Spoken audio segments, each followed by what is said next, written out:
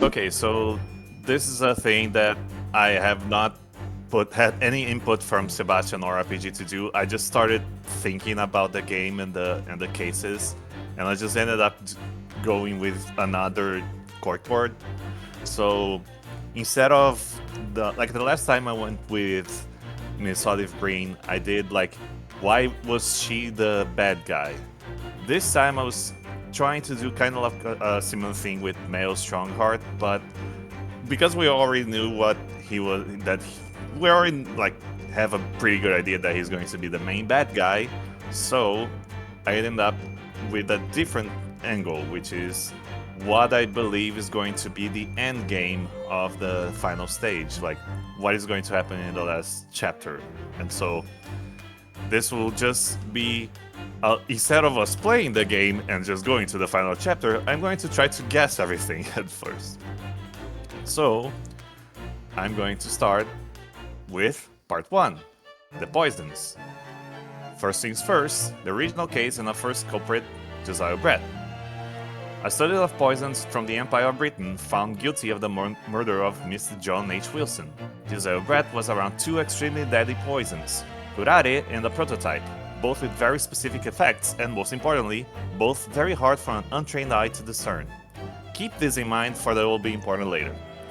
Josiah Brett was to go to Shanghai, where she would end up getting out scot-free. However, Miss Brett met her end by the Mr. Raiten Memo. Now, if you both remember, the reason Raiten went after her is that he was outraged about the supposed cover-up of the murder that made his editor order him to stop digging. And then when he went there, she was like extremely racist, and so he just became angry and murdered her. But under pressure from the Japanese government, it is not a leap to guess that someone in the British Empire has pressured the Japanese government to keep the whole ordeal hush-hush. Now, who would have enough reach on the justice system of the British Empire to make such decision? Food for thought. Part 1.5. Kazuma Asogi, Part 1. Our first romantic partner, he guided us to the first game's tutorial and smuggled us into his private quarters in the boat to England. He promised to tell us something important, but ended up meeting his demise during the trip. Now, if you remember, Memo-san also revealed that the Empire of Japan had covered up Kazuma's death from the people of Japan. But when he was going to reveal more, he was stopped by the judge, which immediately sounded an alarm in my head. Like, as soon as it happens, I was like, I immediately don't trust you. However, let's put a pin in that. We'll get back to it because, as I added now, it will be significant. So, part 2, Magnus Magilde. Leaping forward a bit in time, we find ourselves in Japan, where we first meet Lord Chief Justice Male Strongheart, who asks of us to defend the philanthropist Magnus Magilde, but not before asking us if we intended to do everything Kazuma planned to do, that is verbatim. So, now we have got some heavy implications that Male Strongheart had an interest in Kazuma's goals. Either he knew about it or he had an interest. It's still a very important point whatsoever. Anyway, Magnus Magilde ended up being revealed as the mastermind behind the murder of thrice-fired Mason to get 2 discs for a secret project he had with Mason's to-be-revealed son, Ashley What's-His-Face, or as I like to call her, Neck-Borted Benadryl. On the discs, we learned there were 4 names: Kazuma Asogi, Inspector Gregson, John H. Wilson, and one person that we don't know the name, which is A. Chin, or A. Chin. As far as we know, 2 of the 4 names are dead, Kazuma and Wilson. So there are heavy implications that these discs were actually a hit list. However, the death of Kazuma was an accident by the hands of ballerina Nikoliva Pavlova and covered by Beef Stroganoff. And we don't even know who A. Chin is, which puts us out of that closed loop already. However, let's put a second pin in that. I have some thoughts. Part 3. Barak von Zeeks and Professor Hebring. Those are our most recent events. We meet our game antagonists, Barak von Zeeks, a prosecutor who seemed to be in a Sabbath, like been away for years, but then suddenly returned to get all the cases that Ryunosuke got. It is very important that this is what seems to be the case, because neither the case of Shemsphere's poison nor the case of the shooting of Mr. Windybank were assigned to us by Lord Male Strongheart. so it seems that Van Zieks is interested in Ryunosuke for some reason. However, I do believe that it is very much because we have been brought from Japan and allowed to be our defense attorney by Lord Strongheart, the title of defense attorney that was going to Kazuma. Barak von Zieks seems to have the D&D rogue backstory of tragic event happening to his parents, and is shrouded in the myth of the Curse of the Reaper of the Bailey, where every person he goes against in court appears dead. However, we have two exceptions to the rule back to back, Soseki Natsume and Gina Lestrade. Granted, Magnus Magilda was killed by Ashley, aka Dagobert Bottlecap. However, that was still for us as players the first introduction of the Curse of the Reaper. The thing that seems to separate Soseki and Gina from Magilda and the other victim we know, Mr. Asman, is that Soseki and Gina were actually innocent. Magilda and Asman were both freed by technicalities and jury bribing, which seems to be the pattern for all of these previous quote-unquote Reaper victims. They were all corrupt in some way and got hit by the curse. We might not know yet the circumstances behind Mr. Asman's death, but the fact is that his death seems to be incontrovertible as our current episode of our playthrough. Now, if we were to put our tinfoil hats for a moment, what if these were not actually random fatalities but the byproducts of very careful pulling of strings? Let's add a third bit because I have another weird wildcard theory. Now, in the most recent episodes we were introduced to Professor Hairbrain, a scientist working in what seems to have been a teleporting ray. While I do not believe the item itself works, I am wondering why was it founded in the first place. We are definitely within the next few episodes gonna understand it more, but this is a theory, so fuck knowing things, it's speculation time. Mr. Hairbrain's invention was funded by Odie Asman, who was a mob boss that pretended to be a gentleman. We can possibly understand that his motives were not for philanthropist, but he did fund Hairbrain's machine. That is not the type of investment you do if you expect the machine to fail. So, he clearly had another reason for wanting to at least work. We can probably infer someone tinkered with its purpose so that it killed Asman, but that seems to have been at least an original working design being built. So, if I'm not going to consider that it was being a teleporter, I'm going to consider that the core concept of breaking down something and dispersing it was the original attractive of the invention. We know that if Mr. Hairbrain is found guilty of murder, his invention's blueprint will be free for the taking for the Cisdicea, meaning that the specific team would have free reign to do whatever they want with the final concept of the fully funded machine, and we know who is in charge of the team. Now, let's be prepared because I'm going to start pulling pins. Part 4. Male Strongheart. Alright, so took a while, but we finally reached the core of this fucking bad essay. I don't trust Male Strongheart as far as I can throw him, and there are several signals to point to him being at worst a major antagonist and at best the big bad endgame. So let me pull what weirded me out about him and what makes me think he's bad. His obsession with prioritizing the research of erasing technology to streamline police investigations, get murderers ASAP, and strengthen Britain in comparison to other empires. His decision to bring a Japanese student in was kind of a starting point of a few events. One of the most important ones is that the Reaper of the Bailey returned for his Sabbath. Let's take out our first spin, which is ironically the last one we put. Woody Asman and the Reaper deaths. Mr. Asman was killed right after his year-long pet investment project was finished. We can infer that a third party has their eye on it as well, and that party might have either pulled strings to sabotage the item, or pulled strings to have someone else that abhors Mr. Asman to hopefully use the head trade to sabotage. Essentially, the third party would tercerize the murder to a fourth party, someone else with actual reason for a murder. If we were to take that latter theory as correct, we then pull our attention to the other Reaper death, Magnus Magilden. If we see the circumstances of his death, Magnus Magilden, a very rich person who secretly was a corrupt dickbag, was killed right after the last part of his government espionage project was finished, and he was killed by someone who hates Magilden enough to set him on fire while inside a locked carriage. And I hope both of y'all are seeing the similarities here. And so, Because we don't know the purpose of Asmon's projects, we see a focus to Magnus's project, the discs. 2 discs with 4 names on them, names derived for some reason government priorities. And if we try to see through the lens of Lord Strongheart pulling the strings, I would put money in that the discs are still a hit list. I think that whomever A.Shin is either in danger or already dead, and Gregson is in extreme danger. Especially now that Gina Lestrade has become an apprentice inspector, and we know from the Sherlock Holmes stories that is Inspector Lestrade, not Apprentice Inspector Lestrade. But then we need to think, why are these people wanting that? So, let's start with what we know. John H. Wilson was the sidekick of Sherlock Holmes, the genius detective. I would not be surprised if one of the reasons he went to Japan was specifically to keep an eye on Miss Giselle Brett, and we know how that ended up. Inspector Gregson is a traditionalist. He abhors the red tape of the government and is profoundly against scientific forensics. He is, however, the head inspector of Scotland Yard, which makes him a thorn on Lord Strongheart's view of progress.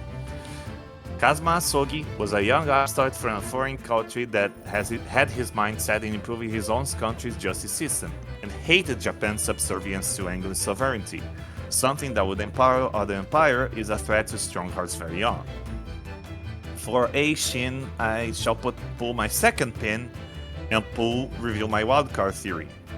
I believe A-Shin is the real name of one Miss Giselle Brett. While I don't have a lot of connective tissue here, the circumstances of her death are extremely similar to the other 2 Reaper deaths. Giselle Brett, a wealthy gentlewoman who was revealed to be a killer, was researching a very deadly poison and was killed by someone who hated her enough to use a stolen supervenom just to kill her. If we go by that thread of incredibly similar circumstances, Giselle Brett was a loose end. Someone who had connections high enough that she would get away from murder, but not only Kazuma Asogi, the upstart coming from Japan, was present in her trial and would bring to England the knowledge that she was a murderer, but also a reporter from Japan got revealed to be looking into her. He could end up finding out her connections and out whomever pulled her out of the guilty verdict, meaning that she would become a liability. So, with that info and the assumption that the Reaper of the Bailey is not a benevolent vigilante but actually someone that wants to punish the corrupt guilty parties, we have the general idea that Strongheart would want McGilded dead because he possesses the discs that show 4 high-value targets. The only unknown variable now is, what the fuck is Mr. Asmon's connection to all this? And part 5, Mr. Harebrained.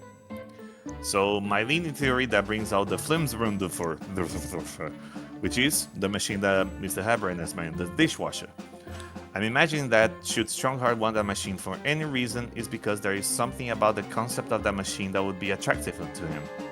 I will not believe that it is that separate the main into pieces because I still think that the design that got changed by Asmon some point down the line to make an escape chute under the cage, meaning that he wanted an out. So, my extremely wild card theory is that the disassembly machine core concept is actually a giant nebulizer, like the type that will make any liquids into gas.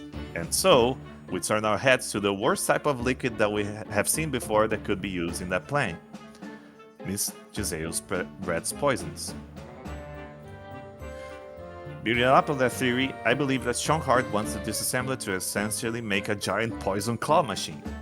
His interest in the blueprints of the machine do not make sense unless he sees someone attractive in the original design.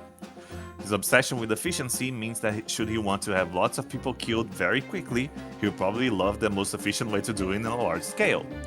Also, next month, in-game, there will be a forensic science symposium where investigative authorities from 40 countries will appear, meaning, should the giant nebulizer be within his use and the knowledge of extremely deadly poison from his bed, and the fact that Gregson will probably be posted as a guard, will all come together, I would imagine that the guy that wants to put Britain ahead of everyone else will probably be planning in setting everyone back one authority or other. Authorities that include that Mikotoba-san, Susato's dad and researcher of poisons, who will probably be thrown in the mix and therefore would also be in danger. Speaking of Mikotoba-san, I believe he has a larger part to play in his game more than just Susato dead. But not just him. Time to pull another pin. Part 6. Seishiro Jikoku, aka Japan's The Judge. Mikotoba-san has a friendly connection with Jikoku-san, and as we had established prior, has something to do with the cover-up of Kazuma's death in the ship. As we have visual evidence, it immediately made me not trust his ass, for it is sketchy as hell that he would do that. And so my mind went to his probable cause for that.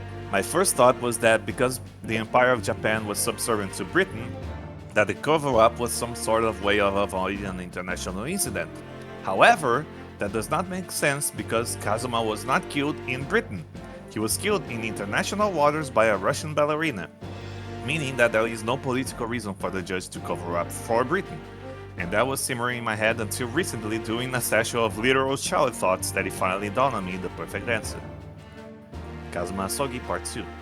Following Kazuma's death, we went to become a defense attorney in his place, successfully defended Magilde, then Soseki, then Gina, then Soseki, then ended up meeting in Baroque's Warlock and Wine Tower, a mysterious protege that we immediately caught at Kazuma.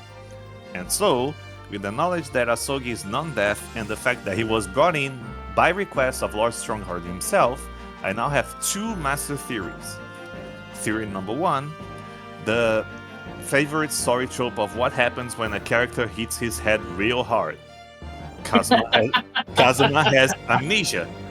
He hit his head, he was somehow brought to Lord Strongheart, who has essentially brainwashed him into being Baroque von Zeke's replacement as the next Reaper of the Bailey that Male Strongheart actually has a hold of and can therefore work with or either have prosecuted or killed with impunity. Or, theory number 2, which is my personal pick, Kazuma is a romantic homosexual gentleman, or as we call it in the business, a rogue agent. He faked his death, brought to Okay. a rogue agent. That took a second. He faked his death, brought him in as a scapegoat to redirect Male Strongheart's attention, since, as we established before, if Kazuma is in Strongheart's hit list, that means Ryunosuke wanted to inherit his will, is now also a threat to him. Bringing back the conversation before where he specifically asked you if you intended to do everything Kazuma was gonna do. But not only as a scapegoat, also bring you as his ace in the hole, because he believes that you are able to be an amazing defense attorney against everyone.